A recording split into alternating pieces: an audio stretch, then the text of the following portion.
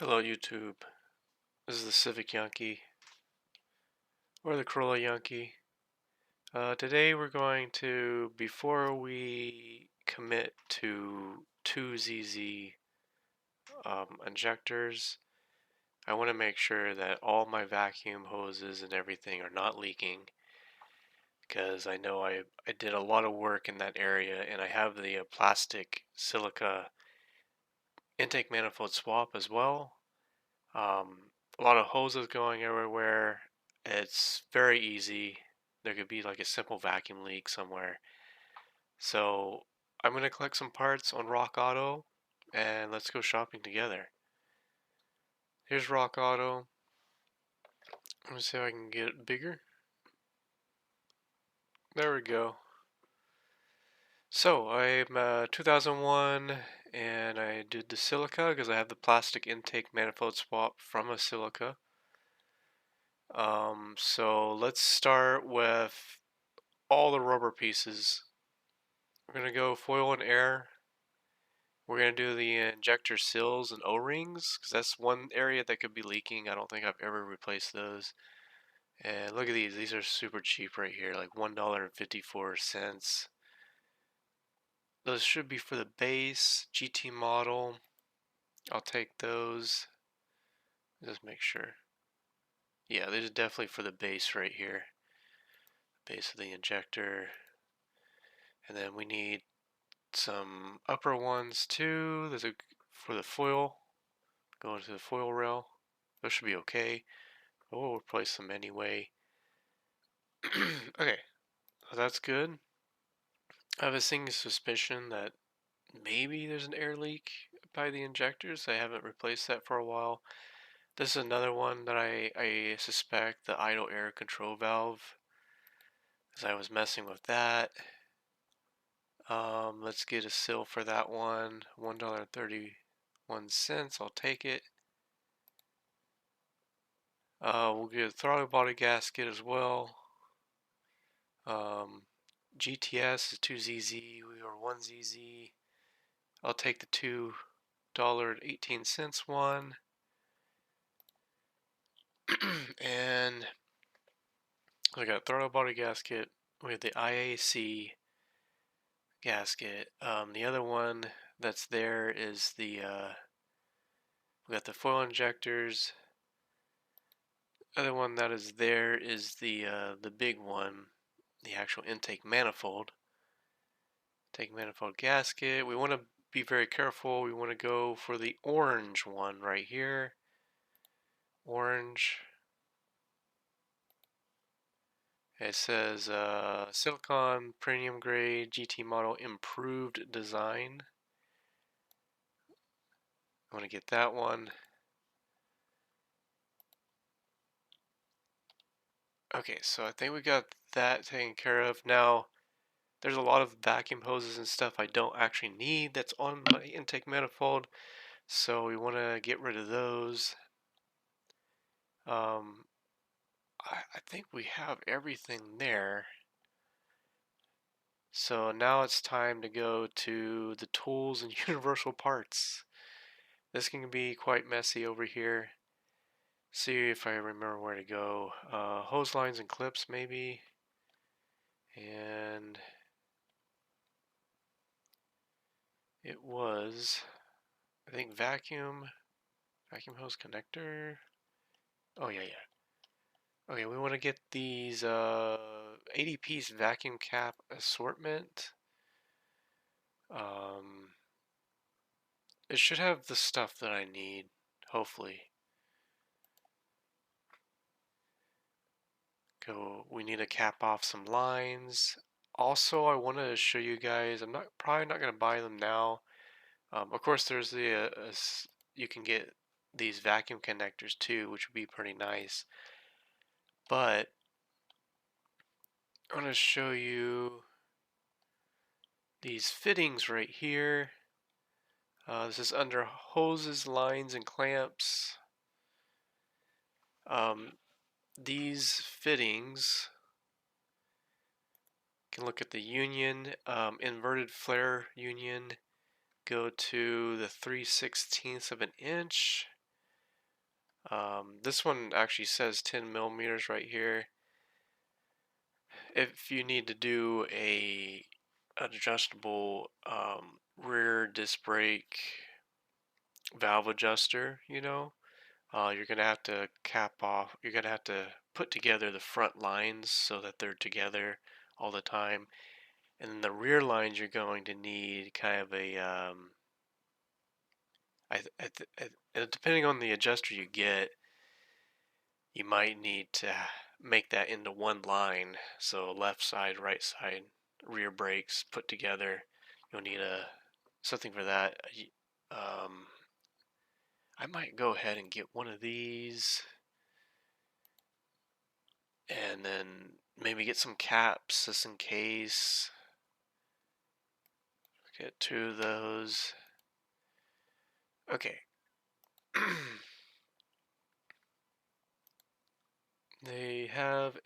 You'll need a T. You'll need a T, inverted flare T, and 3/16. This one right here.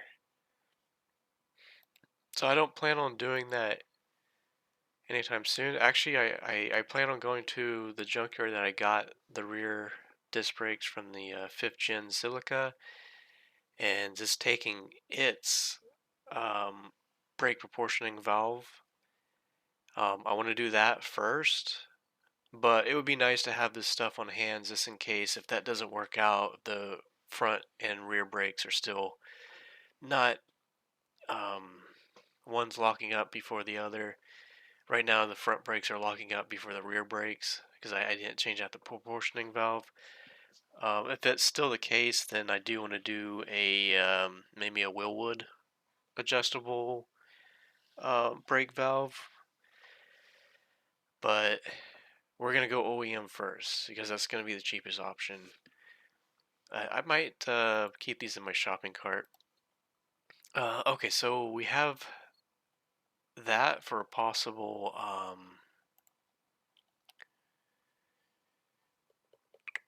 Let's see what we have there. So some possible brake stuff that we might need in the future. Uh, we got this to cap off the all the different ports that we have. I know there's at least one port I need to block off. Now I'm not sure if we can use this on. Can we use this on radiator stuff? There's definitely some radiator stuff I need to close. It says rubber. I think that it just says vacuum cap assortment though. Heat resistant. Um,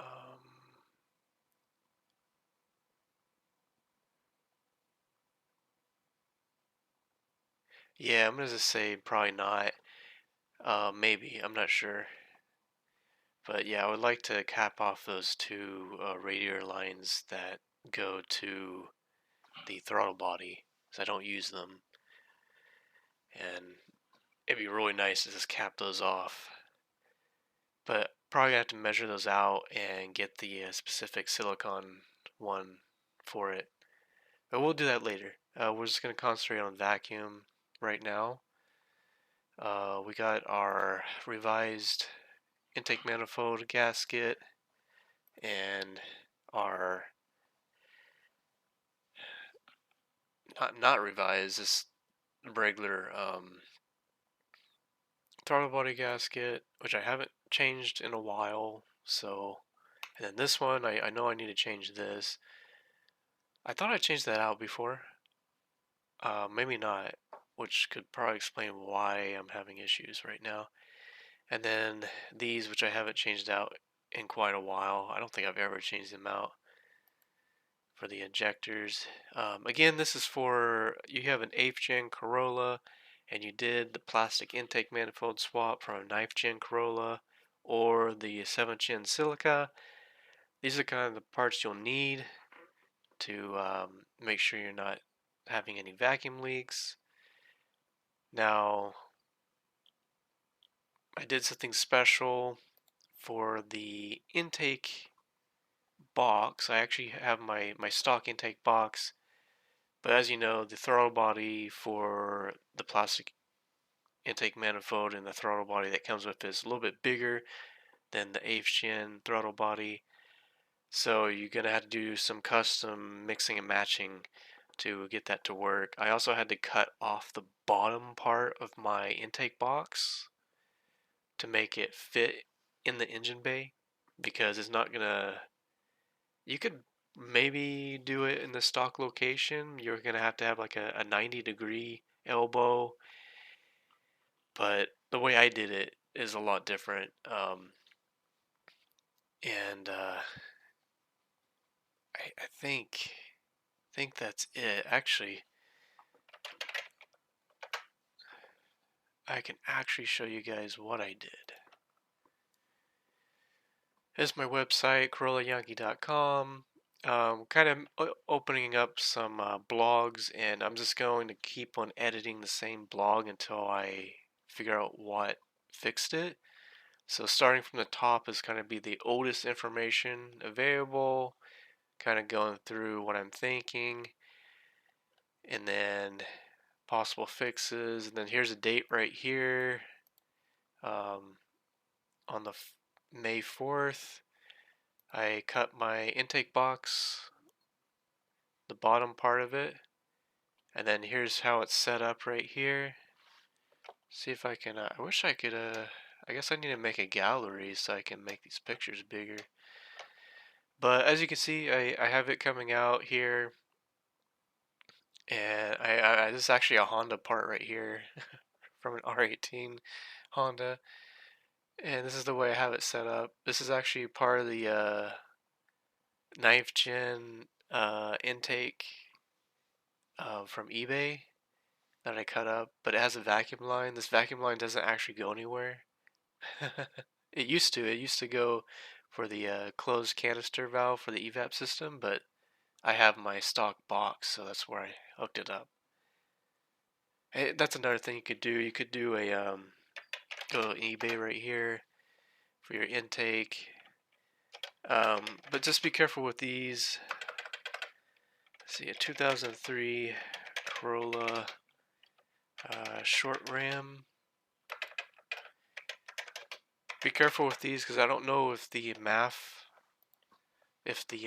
sensor housing right here, it might be too big. So that's why I went back to the stock intake box just to see if that would make a difference.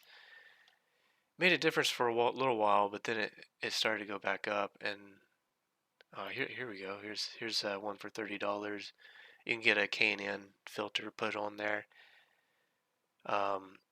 So yeah, these will work perfect for 9th gen Corolla, but remember we're 8th gen Corolla. 8th gen Corolla ECU is very, very strict. Be careful. They had an eBay one here.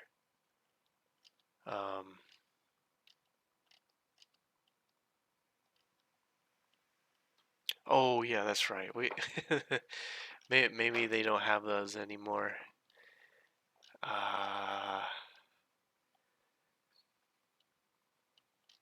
But I mean, you can find a used intake for 9th gen Corolla. That's a possibility.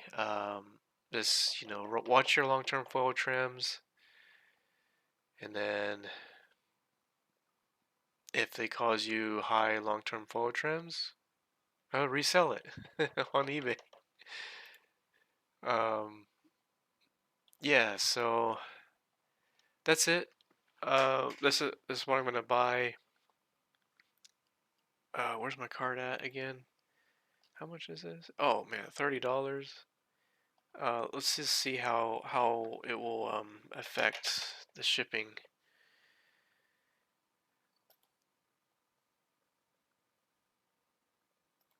Let's see if it will remember me.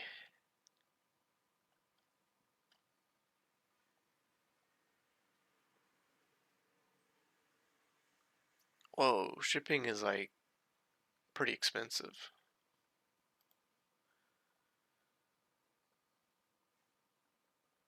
C, what is C? C, and I need these. so I need them. But anyway, you can play around, try to get the trucks and the locations to match up if you want to save money on shipping. But that's still pretty good price right there. So yeah, that's it. And hopefully doing this, cover my bases first before I get the 2ZZ injectors, which will make it run more richer. So it might fix the issue. But the thing is that there was a time when I had the intake manifold in the throttle body and everything, and I wasn't having any issues. The long-term flow trends were okay. And then also, I do want to clean up my O2 sensor as well. That could also be the issue. I put an old O2 sensor in, which could be also contributing to the problem. This one was very lazy though. But it's like this one is like not that old. It's like not very old at all, like 6 months or so. I'm going through these O2 sensors and MAF sensors, and they're Densos too. Like I get them from RockAuto. Um, I just don't know what's going on with them. Why they're so flimsy, I guess. And it's like I don't want to keep on buying these again and again and again. Denso, $80.79. And should have the O2 sensor. Denso, $33.79. Well, I might buy another one of those just to have them. Shoot, man, I could resell these shit, man. I can resell these on eBay. There's only like one left though. I mean, I guess I'll take that again. Um, why not? If they're that cheap. And see, my last one was an NTK, but unfortunately it didn't work perfectly. Sucks because NTK is the same company as NGK. But anyway, that's it. I'm off of here, and I need to get back to what I was doing. I got some damn work to do, man. All right, thank you, and peace out, everybody.